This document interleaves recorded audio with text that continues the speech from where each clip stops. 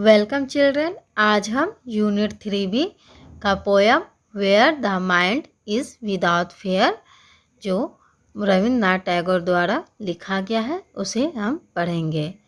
जब भी हमारे दिमाग में रविन्द्रनाथ टैगोर का नाम आता है तो बच्चों हमारी ज़ुबान पर अपना राष्ट्रगान आ जाता है। आपको पता होगा हमारा राष्ट्रगान जो है जन गण मन अधिनायक जय है। आपको पता है बच्चों हमारा राष्ट्रगान जो है सबसे पहले हमारे गुरुदेव रविन्द्रनाथ टैगोर ने बंगाली भाषा में 1911 में लिखा था, जो आगे चलकर 24 जनवरी 1950 में हिंदी संस्करण को राष्ट्रगान के रूप में स्वीकृति मिली थी। तो बच्चों ये हमारे रविन्द्रनाथ टैगोर का परिचय था जो हमारे देश का राष्ट्रगान लिखे हैं। तो हम पोयम पढ़ने से पहले उनके बारे में और कुछ जान लें। रविन्द्रनाथ टैगोर 7 मई 1861 में इनका जन्म हुआ था और 7 अगस्त 1941 में इनकी मृत्यु हुई। 7 अगस्त को हम उनकी पुण्यतिथि को मनाते हैं। सिर्फ हम ही नहीं, पूरा विश्व जो है उस दिन उन्हें याद करता है। Rabindranath Tagore founded Shanti Niketan in Vellipur, West Bengal, which promoted ancient methods of teaching. Kabliwala, Postmaster, Goda are few of his famous works. He won the Nobel Prize for Literature in 1913 for his collection of poems Geetanjali. तो बच्चों हमारे रविन्द्रनाथ टैगोर जो हैं वो शांति निकेतन नामक प्रसिद्ध विद्यालय की स्थापना किए थे। यह विद्यालय वेस्ट बंगाल की वेलपुर में है, जहाँ पर एंशियंट मेथड ऑफ टीचिंग को प्रमोट किया जाता था। उनकी प्रसिद्ध रचनाओं में काबुलीवाला, पोस्टमैन, गोरा ये कुछ जो है प्रसिद्ध रचनाएं हैं और उन्हें 1913 ईस्वी में कविता संग्रह गीतांजलि के लिए साहित्य का नोबेल पुरस्कार प्रदान किया गया था। आज जो हम कविता पढ़ने वाले हैं where the mind is without fear, ये जो है उनके कविता संग्रह जो है गीतांजलि का ही एक पार्ट है। तो कविता पढ़ने से पहले हम जान लें। Before you read, India is our country and we all love our country. This poem has been composed by Rabindranath Tagore before India got freedom from the British rule. He prays to God for freedom of the country from slavery as well as superstition and bondage. Read the poem to find out what else he prays for. कविता पढ़ने से पहले हम जान लें कि हमारा India जो है हमारा देश है और हम सभी जो है अपने देश से बहुत प्यार करते हैं। यह पोएम जो है रविन्द्रनाथ टैगोर द्वारा लिखा गया है और यह जो है ब्रिटिश रूल, जब हमारा देश जो है गुलाम था ब्रिटिश शासन के अंदर, उस समय यह कविता लिखा गया था। इस कविता में भगवान से हमारे कवि जो है प्रार्थना करते हैं अपने देश की आज़ादी के लिए। और इस कविता को पढ़ के हम और जानेंगे कि हमारे कवि जो हैं और कौन सी प्रार्थनाएं ईश्वर से की हैं। तो हम चलते हैं पोएम की ओर। Where the mind is without fear and the head is held high.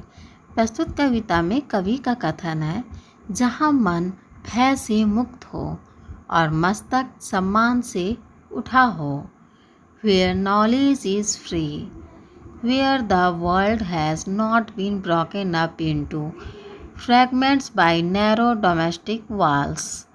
जहाँ ज्ञान स्वतंत्र हो, जहाँ संसार संकीर्ण घरेलू दीवारों से के टुकड़ों में ना तोड़ा गया हो।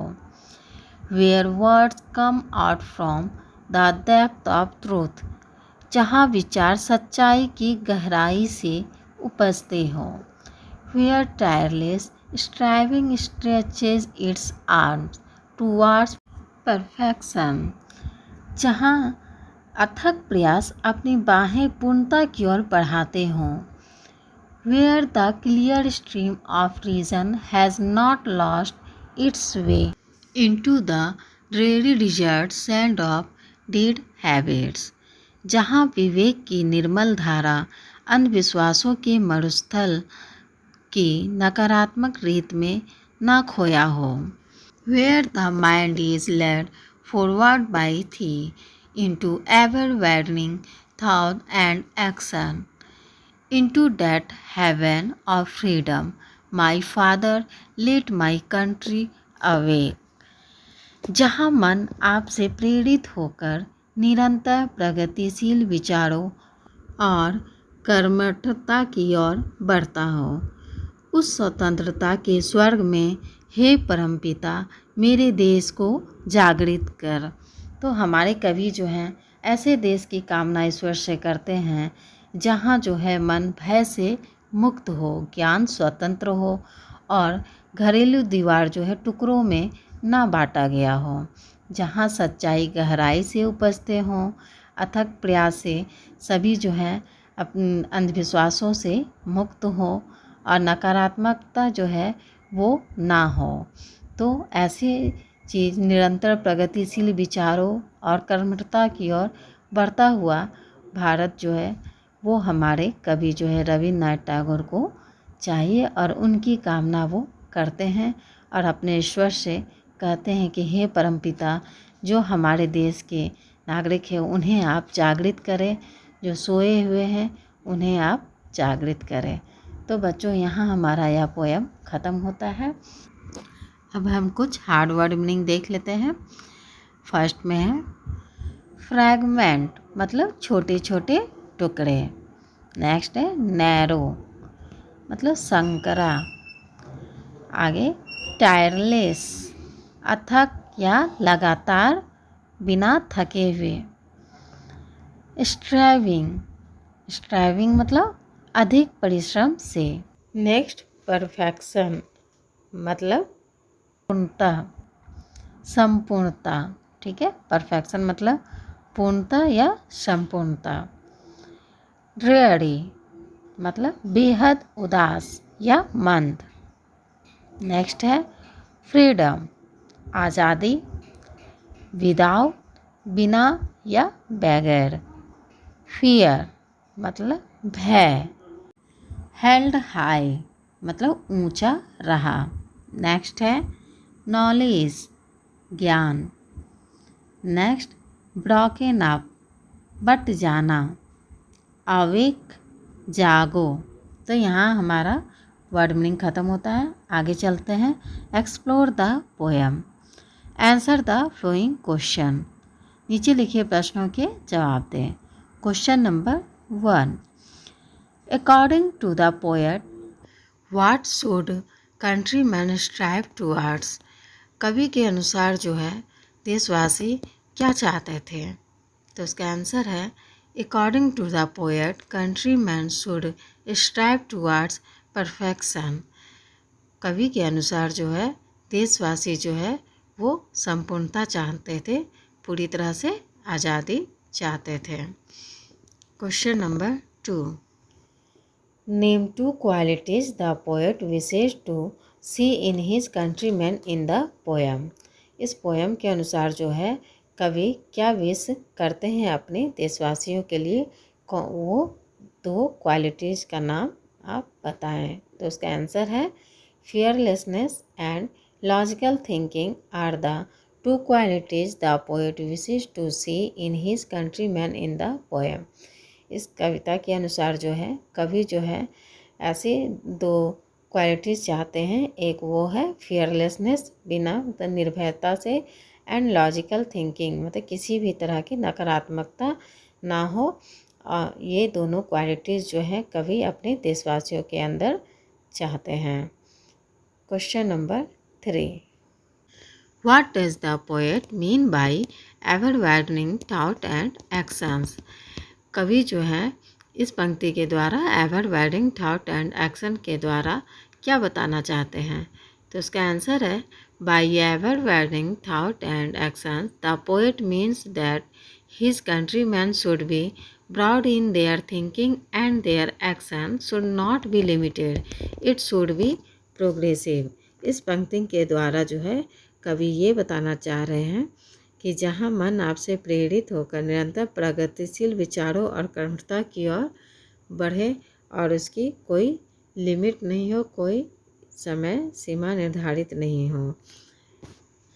मतलब देशवासियों का जो है सोच जो है वो विस्तृत हो, संकुचित ना हो, और उनका जो कार्य करने का जो है तरीका वो प्रोग्रेसिव हो, हमेशा प्रयत्नशील होना चाहिए।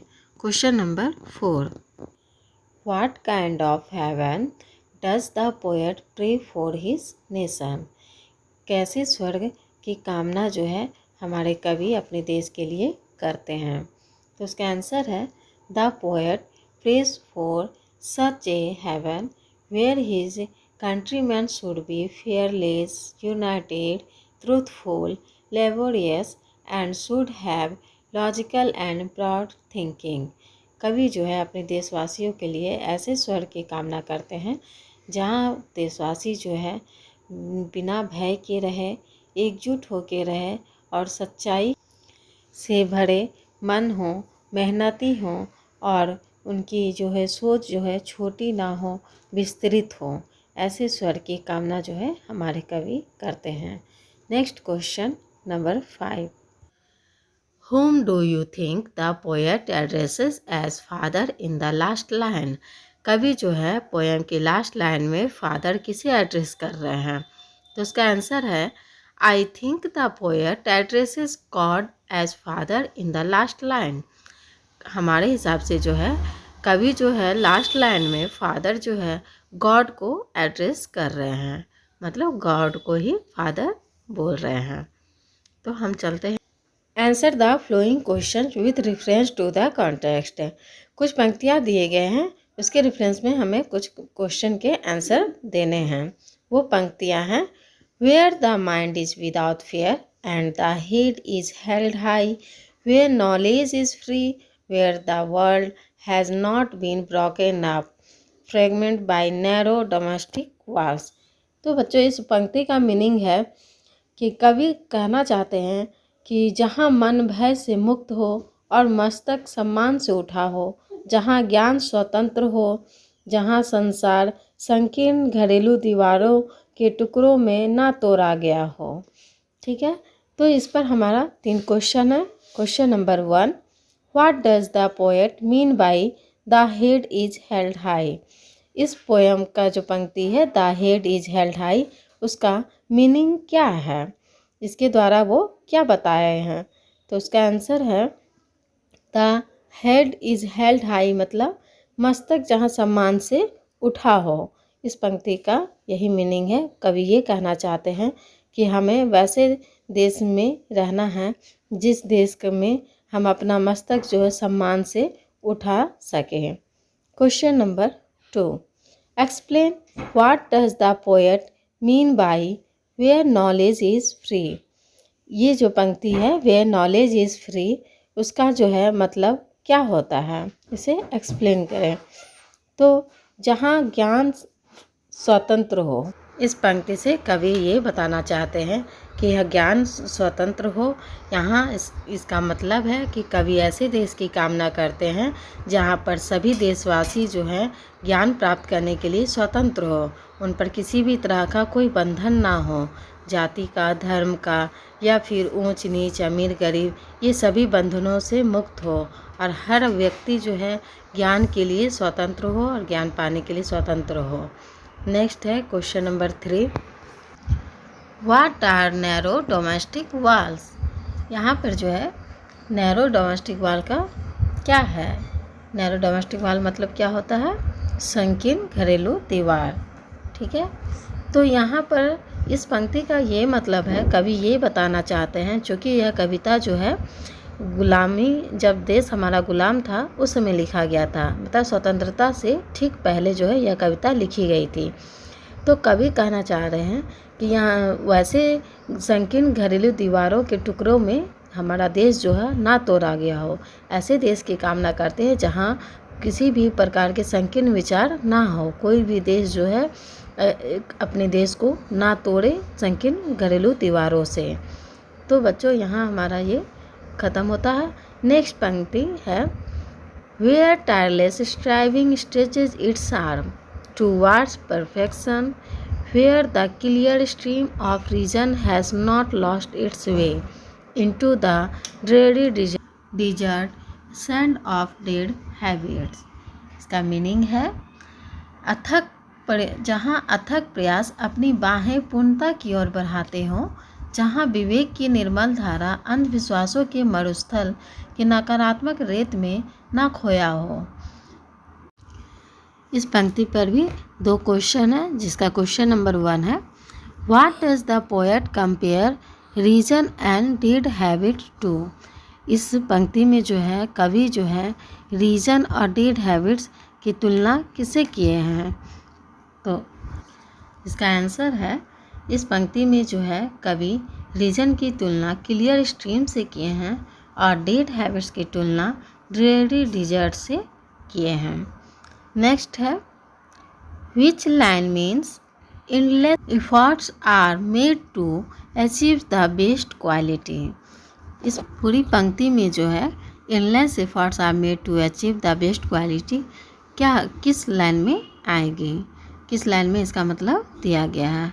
तो इस पंक्ति का सबसे फर्स्ट जो है where tireless striving stretches its arm towards perfection जो है ये इसका आंसर होगा।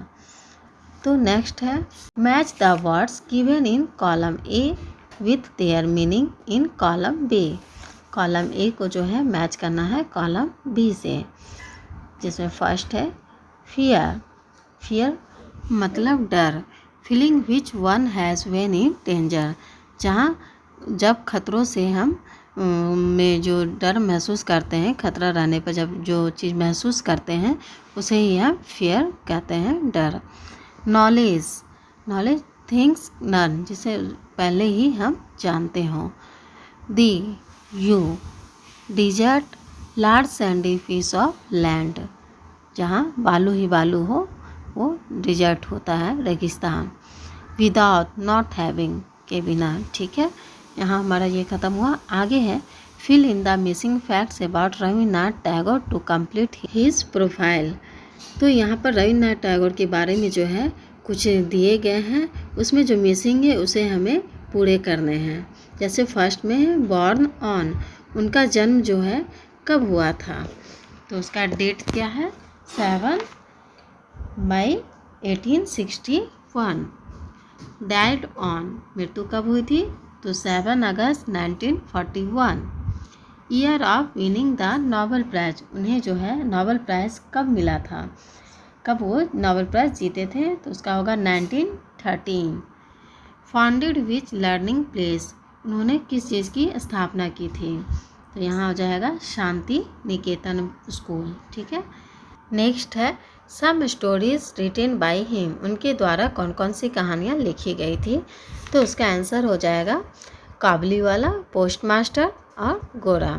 ठीक है, नेक्स्ट है कलेक्शन ऑफ पोएम्स, कविताओं का संग्रह कौन है उनका, किसे कहा गया, गीतांजलि। कविताओं का संग्रह उनका जो है वो गीतांजलि के नाम से है। तो बच्चों यहाँ हमारा एक्सरसाइज ख़त्म होता है। नेक्स्ट वीक हम नेक्स्ट चैप्टर के साथ आएंगे। Thank you.